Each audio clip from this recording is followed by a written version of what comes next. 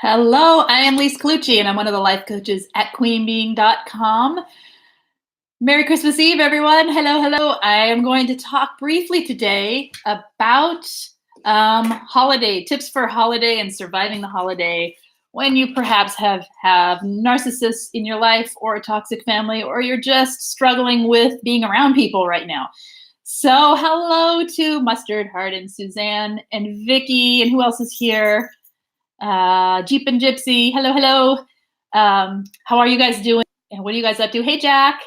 Okay, so if you need help with narcissistic abuse recovery, head over to queenbeing.com at any time and check it out for any information and all the help. If you also need coaching, the info's over there as well. It's also in the main description of every video, and group coaching as well is available. So make sure you check that out if you are in need of it. Otherwise, we get started and keep it kind of brief today.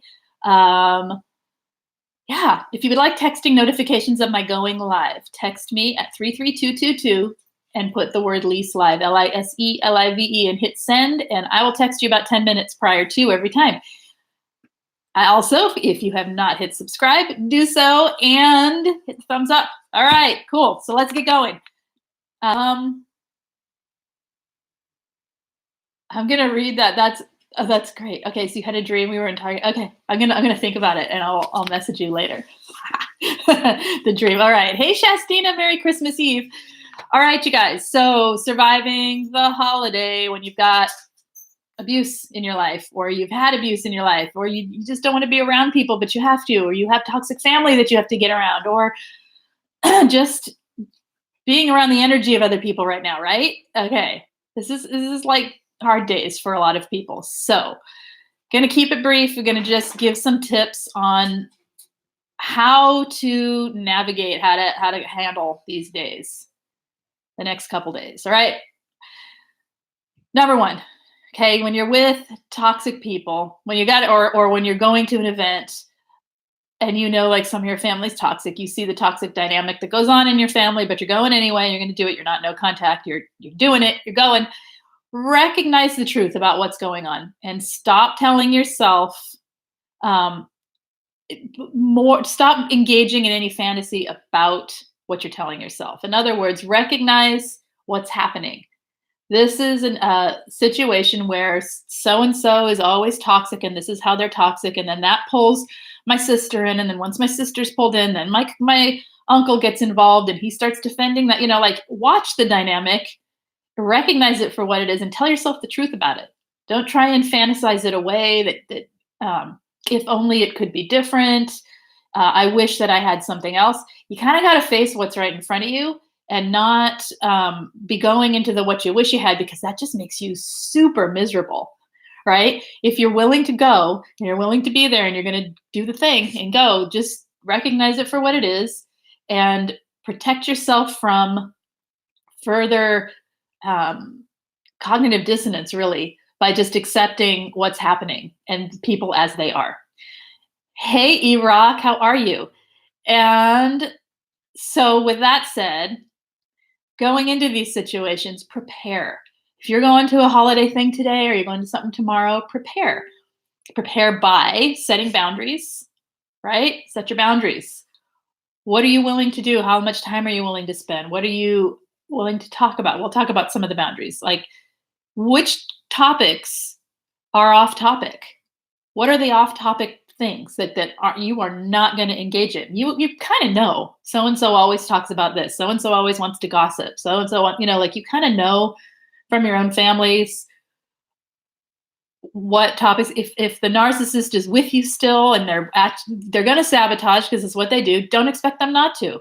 It's what's going to happen. Which topics do you not want to engage in front of other people? Which topics do you not, if they're going to devalue you, walk away, gray rock, right? You're not going to get into it right there. Just try to minimize the amount of stress that's happening to you by not talking about certain things, right?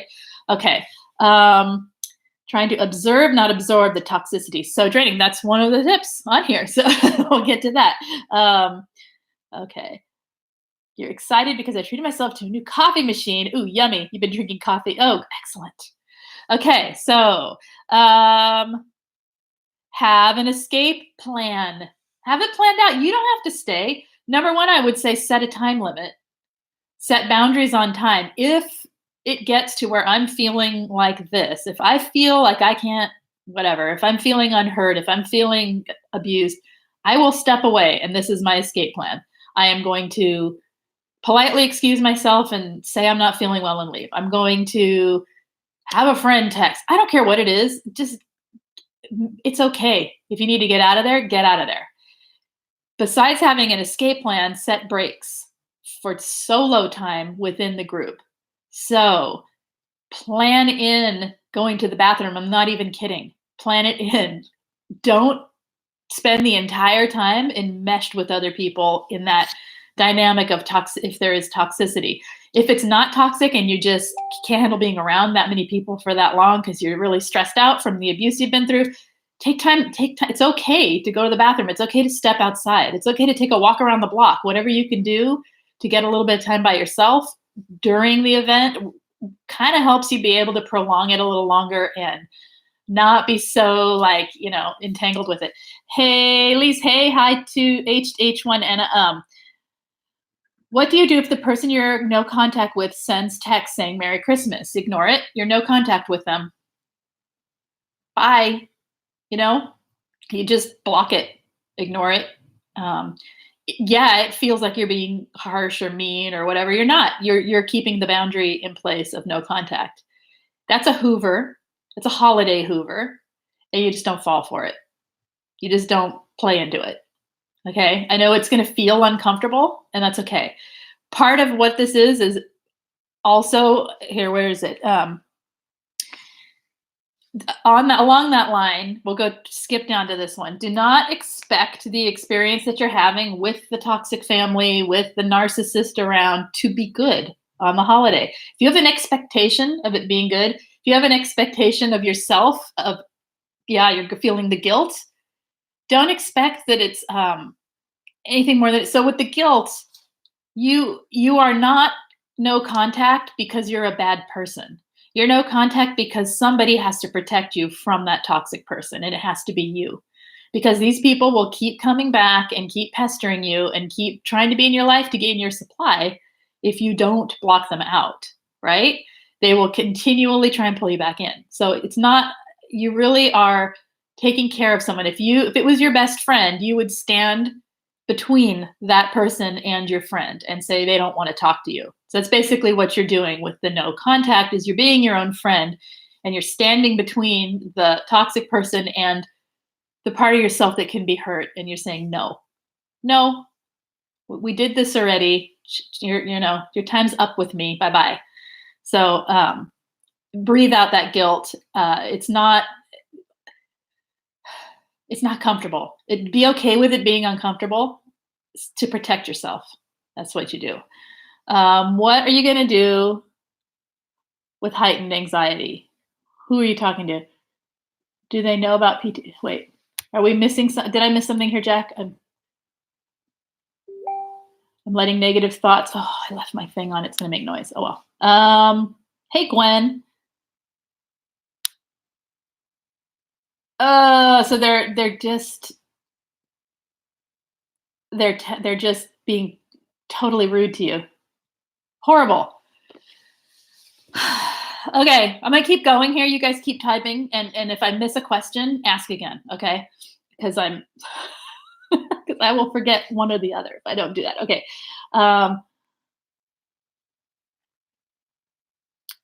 What are you saying here? Just saw the topic. Am I remembering right where the narcissists have the habit of giving horrible gifts and then reminding you over and over again about it? Oh, yeah.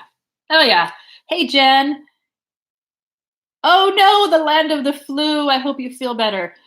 My heightened anxiety and trying to channel to a project like cleaning. Oh, okay, what'd you do with heightened anxiety during holiday season? Well, we'll get to some coping skills for anxiety, too. Okay. So, let me finish this, and then we'll get to some coping skills for heightened anxiety and the hypervigilance that goes on. Okay. Let's see. What do I say? Have an escape plan. Take breaks. Set time limits, you guys. If you're going to something with family and you know it's going to last, you don't need to be the last person in the place. You don't need to close it down. You don't even need to do the dishes and help. You don't need to do anything. You can leave whenever you want. I would set a time limit of, if it were me, of, okay, well, I'm going to stay until 5 o'clock. I'm going to assess it at 5 o'clock. If I feel like I wish to stay longer, I will stay for another hour and then check in with myself and ask myself how I'm feeling about that. If there's any guilt, if I'm staying out of obligation, out of guilt, out of anything like that, I'm out. Set the time limit, or simply set a boundary with yourself. I'm only staying till 5. Set something up for yourself when you get home. That's important, you guys. When you get home, have a self-care thing in place, whether it's a movie you want to watch, or a hot bath, or a shower, or a whatever. Something hopefully where you're not getting intoxicated and you're actually taking care of yourself. You know, something for you so that you have comfort when you get away from the toxic party or the stressful situation. All right. Disengaging if others are being toxic to you. So like Wen was saying, with them being that toxic to you, if you can't leave, if you can't escape, disengage with it all. Gray rock the heck out of it. Do not engage with it. That's what they're doing, is provoking you. Don't fall into the provocation. Oh, yeah, that's awful. You have to then visit a control freak mother-in-law. Oh my gosh. Of course he's being nicer. He's being the hero. The narcissist is being the hero where everyone else is being toxic to you. It's perfect setup for you to be the scapegoat. Don't be the scapegoat. Just disengage. Check out from the whole thing by planning something in your head you're going to do next week, or taking breaks.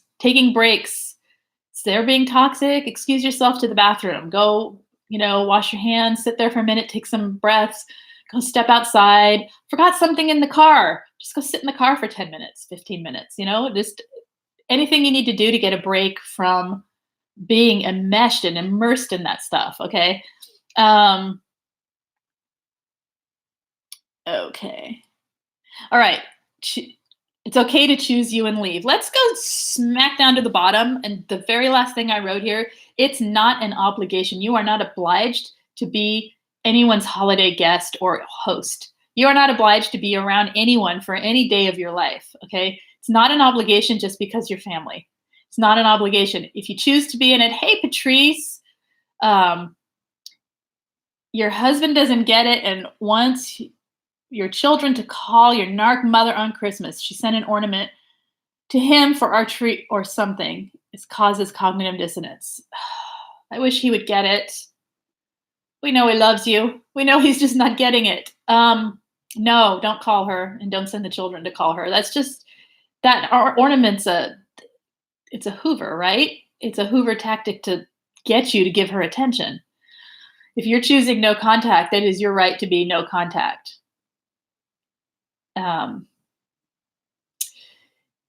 It is stressful, but we know the story, right? This isn't a little bit of narcissism. This is toxic and abusive person.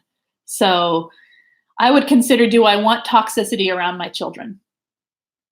I'm sorry if you don't get it, honey. I don't want toxicity around my children, and it's my choice.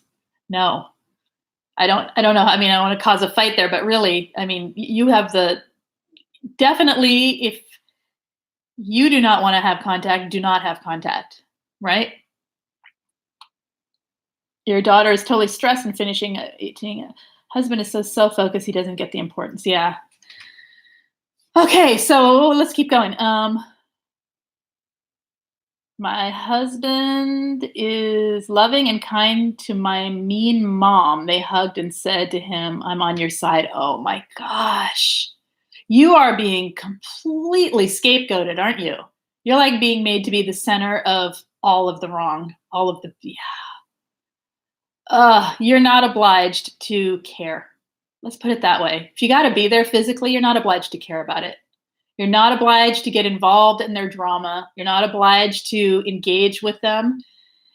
Gwen, that's super awful. Disengaging as much as you can by gray rocking.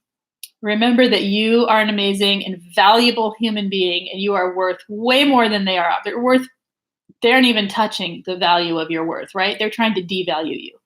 Do not let them in to your heart and to your head about yourself, okay?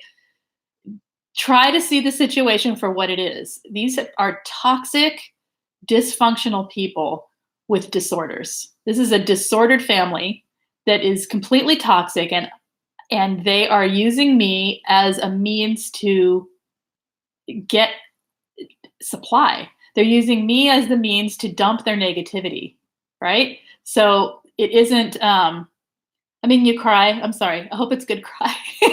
But it's true. Facing it for what it is not about you. It's about their dysfunction. And you've got multiple dysfunctional people in one place. So yeah, they love it. They feed off the drama of multiple narcissists in one place, or toxic people and narcissists, and how they can gang up and scapegoat someone. So see it for what it is.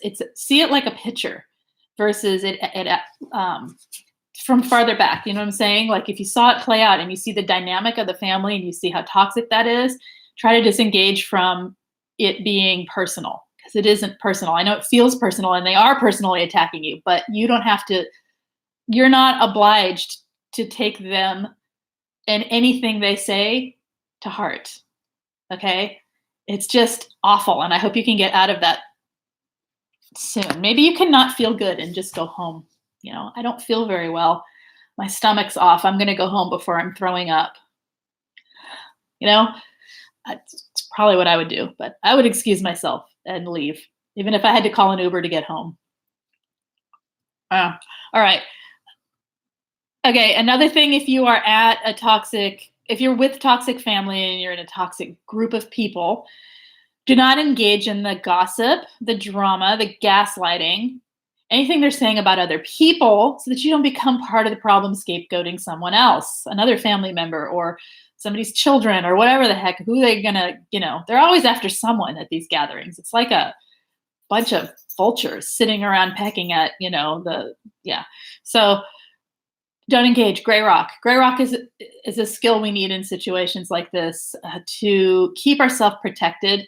Remember that you are a valuable, beautiful, light, and lovely human being, and you do not need to let their toxicity in. And you can gray rock it, you can ignore them, you can be bored and indifferent, sleepy and tired and boring. That's all you need to be. And just, you don't need to be the life of the party. You don't need their attention. You don't need conversation with them. You don't need any of it. You just need to be kind of in the background, being quiet, getting the day through, getting over with the day, and hopefully setting a different pattern for next year to not engage in it at all, right? Okay. It's still upsetting with my daughter working at Coast. I've been stressed over, oh gosh, yeah. Oh, so you're having massive anxiety about catastrophic things happening potentially. This time of year is a lot of anxiety comes up, right? It's seeing what is right in front of you and not attaching to the what could be. The very first thing I said is recognize the truth of what's right in front of you and stop telling yourself a story about it. Just recognize what it is as it is and stop then dramatizing it further in your imagination so that you're not engaging with the toxicity. You're just letting it be right in front of you, or the fear even. Yeah, that's a legitimate fear. But if I'm going to fantasize about the fear, I'm going to make my anxiety spin out of control and I'm never going to feel okay. So it takes a lot of self-discipline, right? To get through those kind of anxieties. All right. Yeah, and don't internalize it. What else did I say here?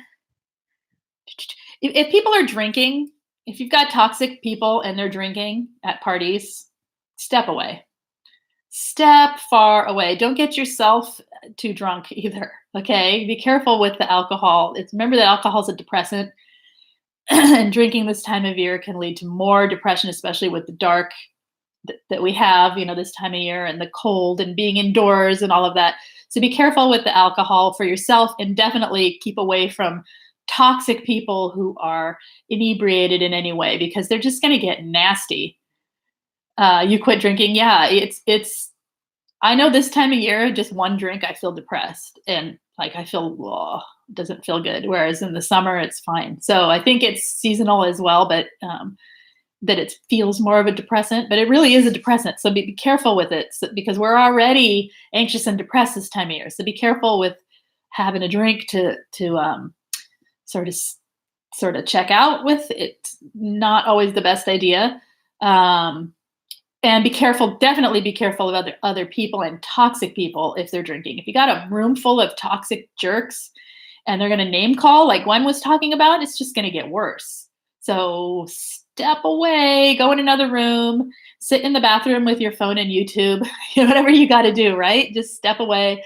You could check out and avoid them. You don't need to be participating in a party of people who are jerks to you. Step out of the room, go somewhere else. Okay.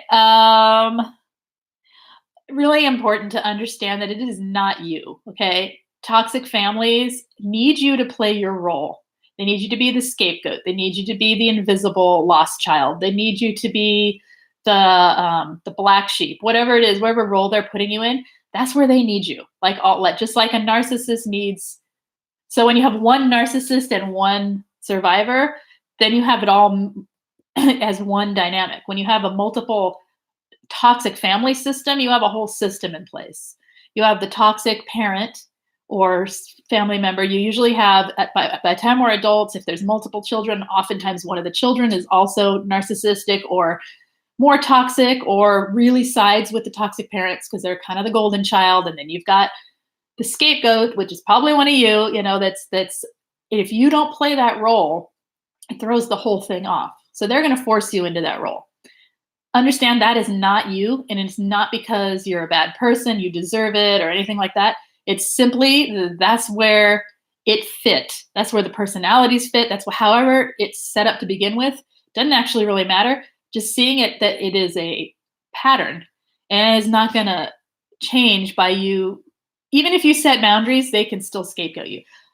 You step away and go no contact. You think they're not scapegoating you while you're not there? Of course they are. You let them. You can't engage and worry about it because it's not about you. It's about them needing to play out their sick, toxic dance that they do over and over and over again. That's why disengaging, I'm just going to keep saying that word because engaging with it and basically it's observe, don't absorb. So if you need that, I just did a whole hour-long video. Go watch tips of that if that helps. It was like last week or the week before, and it's an hour long, so skip through it, find things you need. It observing and not absorbing really can save you from it being a really crappy day to it being a crappy day that then leads to a bunch of recovery for a couple weeks because of it. All right. How do you share incrementally without oversharing? With whom? With safe and healthy people or with toxic people? Because I have a tendency to do that. And maybe because of keeping it in for so long. Oh, like with anyone? You can start with need to know information only and then go from there. Like you can limit yourself and set boundaries with what you're going to tell people. Like, what do they need to know for this to be understood? How much do I need to say to be understood? It's kind of like I think when we overshare, we're kind of letting our mouths run through our emotions, right? We're just spilling. And we don't have a whole lot of forethought or a whole lot of thought going into what we're saying. We're just spilling whatever comes into our head, kind of like I'm doing now. But when we stop and think about it for just a second, we can maybe slow down. So I think it's about slowing down. And you're saying maybe I see myself as a victim and so attract and seek rescuers. Okay. Yeah. So then maybe it's about slowing down and sharing only the need to know information. Sometimes we overshare in ways like, can I have, maybe even just like simple as ordering a meal. I'd like, the Caesar salad, please. I like Caesar because it this and it that. And I don't like chicken on it because I don't eat meat. And then I this, and then I that, and then I this. And then we're talking about instead of just ordering the salad, right? So we're actually oversharing with a stranger who just wants to. So it's finding like the quickest way to get the information to the person without a whole lot of extra. And then if there's a conversation, you can begin the sharing. Does that make sense? Sometimes we just spill it all out because we're not thinking. So I think I just would think about what it is you actually need. What is it that you want to say? And then, yeah, be direct, like James says, direct and simple without a whole lot of explanation. So you can go to the don't explain, don't justify, don't argue, don't, what is the other one? What's the D? What's the D in Jade? I always forget the D. Justify, argue. What is it? Somebody tell me. Direct. It's not direct. It's a D. Or explain. All right. Okay. When you are in a situation where you have a toxic group of people, or maybe it's not even toxic, but it just feels icky to you and it's triggering, deny. There you go. Don't deny. Thank you. Yes. There you go. Don't justify, don't explain. Don't justify, don't argue, don't deny, and don't explain yourself. It's not necessary. All right. If someone needs an explanation, they can ask you for that explanation. Could you please explain what you meant there? There. Now you can give an explanation. But simplifying the conversation can help with the oversharing. All right. It does feel good, doesn't it? When you yes. Okay. Not feel badly about that, right? No, you don't need to feel, you don't owe anyone anything. There's no obligation, right? Okay. Isn't it funny with the salad? But it's true, right? We've all done that, the over-explaining when we're ordering a meal or doing something that we're asking for, and we almost feel guilty that we're asking for a meal when we're the ones paying for it. Yeah, so it's a whole, look at the way you're feeling too. Like, why do I need this? Why do I need to explain? All right. Defend. Okay, thank you, Mustard Heart. Defend. I wouldn't deny either, because that's kind of like justifying, right? Don't defend yourself. You don't need to defend yourself. You don't need to defend why you feel something. You don't need to, yeah. So, okay. Okay, thank you. Okay. All right. So you guys, when you are in a situation where you've got like a family thing going on, or friend thing going on, or whatever, work thing, you got toxic people, whatever, and you are being drawn into the conversation, say you're not scapegoated, but you just feel like, oh my gosh, everyone is being toxic. Gross. Like, I don't even like this conversation that they're talking about. Those are on my off-topic lists.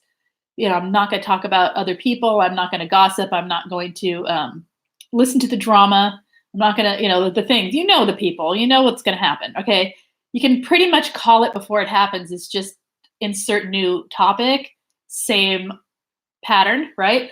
Anyway, stay neutral. Stay neutral. Have no opinion. You don't need to, this is a good use of, not explaining and not justifying you don't need to have an opinion. They don't need to know your opinion. Nothing that you feed them in far as like, it's just feeding supply into the situation. Because a toxic dynamic, the supply is gathered from the group, instead of it being one person, one-on-one supply gathering. Hey, DC guy. This is my first Christmas on my own without my abusive partner in 25 years. Peaceful. While it's somewhat lonely, it's 100 times better than being around the abuse. So glad I left the relationship, and have found the only way to heal is to be physically removed from the person abusing you. Yes, it's great. Happy holidays to you. And it is a little lonely, and it's also so quiet and peaceful, isn't it? Without the anxiety and the stress. Okay, another tip here for holiday survival is remember that with the boundaries, no is a positive word. You're allowed to say no. You're allowed to say no, thank you. You're allowed to say no. You're allowed to say no to, hey, we should do this again for New Year's. No, thank you. I have plans. You're allowed to say no. It's okay to say no. It's okay that people aren't happy with you. It's okay that people don't get their way and don't get what they want from you. It's okay. All right. Whenever I feel lonely, says DC Guy, I have to remind myself that the feeling of abuse is many times worse than a little bit of loneliness. Indeed. Yes. What if you are just alone on the holidays? What if you are just alone on the holidays? Oh, so let's survive that. Well, we have here, right? We have, if you're alone on the holidays in about, let's see, it's almost 1 in a couple, 2.5 hours. So 3:30 Pacific, so that's 5:30 Central. I'll be over hosting a hangout. If I could talk then. I'm so gonna cough. Okay. Hang out over on Span. Well, it's on Zoom, but I'll be posting the links over on any of the Spanily uh, support groups. It's a free hangout, so join us there. It'll be 3:30 Pacific today, so that's 5:30 Central, or 10 a.m. tomorrow, so that's noon Central. If anyone can come to that, come join it. We are going to share something positive. Everyone will have a chance to talk if they wish, and you don't have to. You can be on video or not on video. You do need Zoom meetings to access it. So you need to have a Zoom account for Zoom meetings to access it. So go set that up. Zoom is an app. It is free to you. You just have to set it up ahead of time. I'll post the link, and you guys just click it and join. And if there's confusion, I'll be checking to try and help people get in if there's confusion on getting in. But I'll probably, if anyone is here and knows how to get in and wants to help with helping people get in, please help me check all the spam places where people will be posting help. I can't get in. It's always something, right? So need a computer, you can use a phone. You can use if you have a smartphone. If you do not want to be on video, like I said, you can turn the video off. If you do, most of us will probably be on video. It's easier to tell who's talking. And then we're going to just share something positive, like a poem, a song lyrics. It doesn't really matter. Something positive, a story, a joke. You can do a dance. You can do whatever you want, or nothing. You don't have to do anything. Just something positive from each person that they choose to give as a gift to the group. And then afterwards, I'll be doing coaching, kind of going through whoever's there. And it's just doing quick, a question or two or something that you're needing help with to get you through to the next day and then the next week or whatever. Okay, so that's what we're going to do. And that'll be soon. I'm going to keep this short here, though, because I have to run to the grocery store in between. Today is like that. All right. Okay. And if anyone needs help, please help each other out with getting in there in case I miss it. So if you're alone, things like that, doing something nice for yourself, putting on a movie, making yourself a little meal, enjoying the peace and quiet, finding something that, I don't know what you feel for the holiday itself. If you are a person that celebrates Christmas with your own faith or whatever, if that is your thing, then find something that is related to that, where you link it back to something that's more important than all the hype that's around Christmas, which is what we should be doing anyway if it is a sacred holiday to us. And if it's not, then it's just a day of quiet where everything's closed and it's all chill and quiet out there in the world. All right. And try to enjoy. Try not to engage in the lonely sadness, and try and engage in the quiet peacefulness, if that's what I'm getting at. Does that make sense? All right. I have an odd feeling I'm being scapegoated while my relatives are getting together for Christmas. I'm not kidding. I'm still trying to. Yeah. Oh, you probably are. If you're staying no contact, let them. It doesn't matter. It's not your problem. It's the dynamic I was talking about that they have to keep in place in order to feel like they exist. Right? They can't meet and be healthy and be positive. Yep. And it's not going to affect you. It's so what if they say, it doesn't matter. You don't have to hear it, and you don't have to engage with the thought about it. Just let them. All right. Okay. I got slammed on my own family for refusing to be around their abuse for the holidays. Oh yeah, they're not going to be happy with it. Also divorced in covert after 30 years. How do I deflect all their hate and not allow it to affect me? A lot of what I was saying. So go watch the video from last week about observe, don't absorb. That might help. That might have some tips on there for how to just observe what's going on and not absorb the negativity that comes from it. A lot of self-care, a lot of realizing that you are doing, Crystal, you're doing what you need to do for your own health and well-being. People are not going to like it. It's the way it is. People don't want us to be happy and healthy when they're toxic. They want us to be in the role that they put us in and stay in that role for the rest of our lives. And that's it.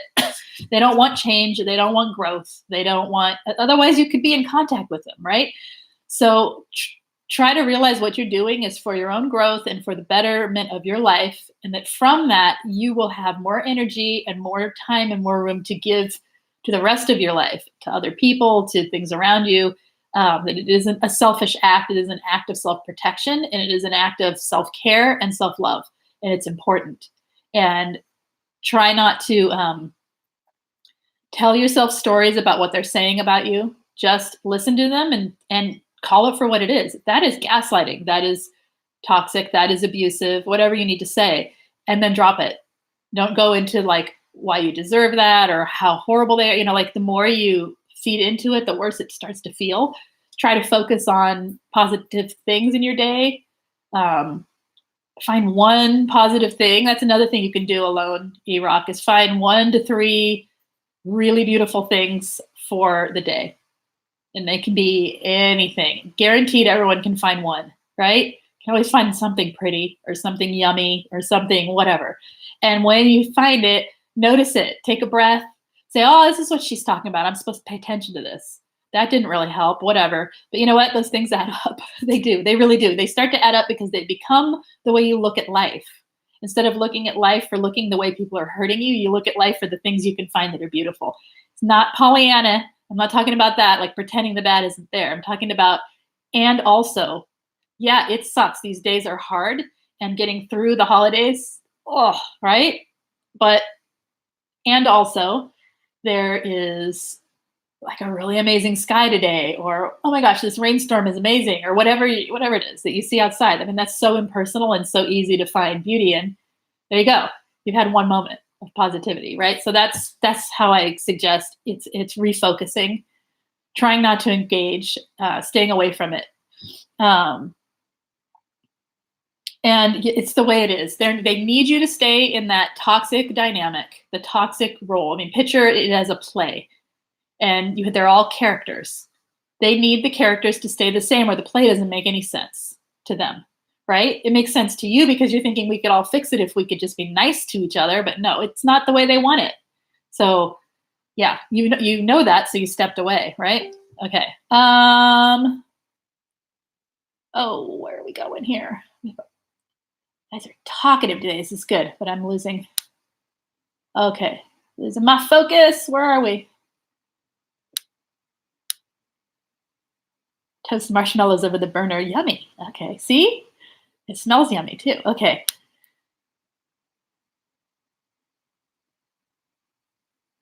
Oh, I like it. E-Rock says, I started a notepad on my phone titled This and That. Yes, 2 things can be true. 2 things can be true. 2 things are true. That's what makes a good book. That's what makes a good movie. When you watch a movie that's just all bad, it's like, ugh. If you watch a movie that's all good, it's like, oh my gosh, really life isn't like that. But when you see a character that has both, that can see the good and the bad, or when like horrible things are happening and beautiful, like a filmmaker will have beautiful imagery in a very heavily emotional scene, brings it all together, and that's reality, right? It's like fantasy and reality mixed together.